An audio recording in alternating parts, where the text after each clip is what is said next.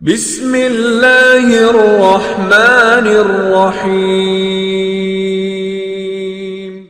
اب یہاں تین قسم کے لوگ ہیں، ایک ہے ناقص الایمان، دوسرے کامل الایمان اور تیسرے علماء۔ جو ناقص الایمان ہے ان کی بنسبت جو کامل الایمان ہے ان کو زیادہ رفعت اور درجے کی بلندی حاصل ہوتی ہے، اور جو مومن ہیں مگر وہ عالم نہیں ہیں ان کی بجائے وہ مومن جو عالم ہو انہیں زیادہ تقدیم، رفعت اور درجے کی بلندی حاصل ہوتی ہے۔ اہل علم کا مقام بہت ہی اونچا ہے، جیسے کہ اللہ پاک کا فرمان ہے قُلْ هَلْ يَسْتَوِي الَّذِينَ يَعْلَمُونَ وَالَّذِينَ لَا يَعْلَمُونَ، کہ جو عالم ہیں، پڑھے لکھے ہیں، وہ اور جو عالم نہیں ہے، جاہل ہے، ان پڑھ ہے، وہ برابر نہیں ہو سکتے، ان میں قطعاً برابری نہیں ہو سکتی۔ اس آیت کریمہ کی تشریح کرتے ہوئے رسول اللہ صلی اللہ علیہ وسلم نے فرمایا ہے کہ فضل العالم علی العابد کفضل القمر لیلۃ البدر علی سائر الکواکب۔ ایک عالم کی فوقیت، ایک عالم کا درجہ ایک عابد پر کتنا ہے؟ ایک طرف عالم ہے جس نے قرآن و حدیث پڑھا، آگے وہ لوگوں کو تعلیم دے رہے، اور ایک طرف وہ شخص ہے جو عابد ہے، دن کو روزہ ہوتا ہے، رات کو قیام کرتا ہے، ہر وقت اللہ کا ذکر کرتا ہے، قرآن کی تلاوت کرتا ہے۔ فرمایا کہ ان دونوں کے درجے میں کیا فرق ہے؟ جیسے 14ویں کا چاند باقی ستاروں سے فوقیت رکھتا ہے، اتنا فرق ہے۔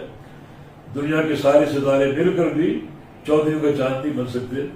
اسی طرح ایک عالم جو ہے اتنا اللہ اس کو رفعت دیتا ہے کہ دنیا کے سارے عابد مل کر ایک عالم کے مقام کو نہیں پہنچ سکتے۔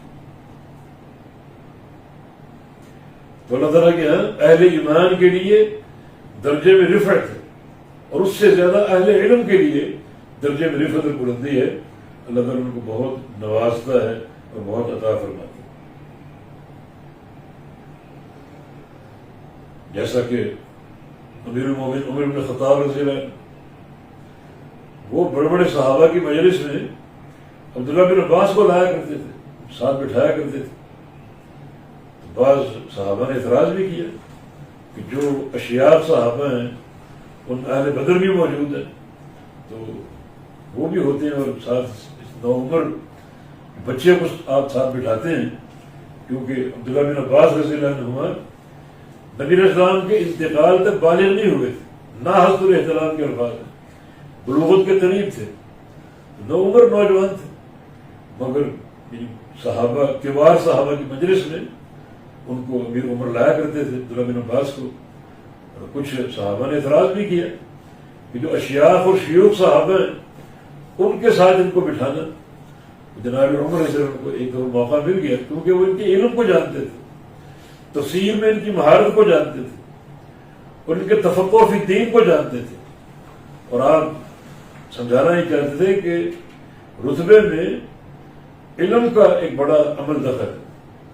بڑی عمر وہ بھی ایک رتبے کا باعث بن سکتی ہے اگر ایمان کی حالت میں ہو، لیکن اگر علم ساتھ ہے وہ علم درجے کے اعتبار سے کہیں اونچا ہے۔ ایک دن وہ سارے صحابہ بیٹھے ہوئے تھے، عبداللہ بن عباس بھی تھے، تو انہوں نے ایک سوال کیا، امیر عمر نے ایک سوال کیا، سورۃ النصر اذا جاء نصر اللہ والفتح، اس کی تفسیر کرو ذرا۔ تمام صحابہ ایک ظاہری الفاظ بول کر خاموش ہو گئے کہ اللہ کی مدد جب آئے گی، نصرت آئے گی، تو لوگ جاؤ کر جو دین اسلام میں داخل ہوں گے، پھر آپ خوب تسبیح کریں، خوب استغفار کریں، ظاہری معنی یہی ہے۔ تو آپ نے عبداللہ بن عباس سے پوچھا آپ کیا اس کی تفسیر کریں؟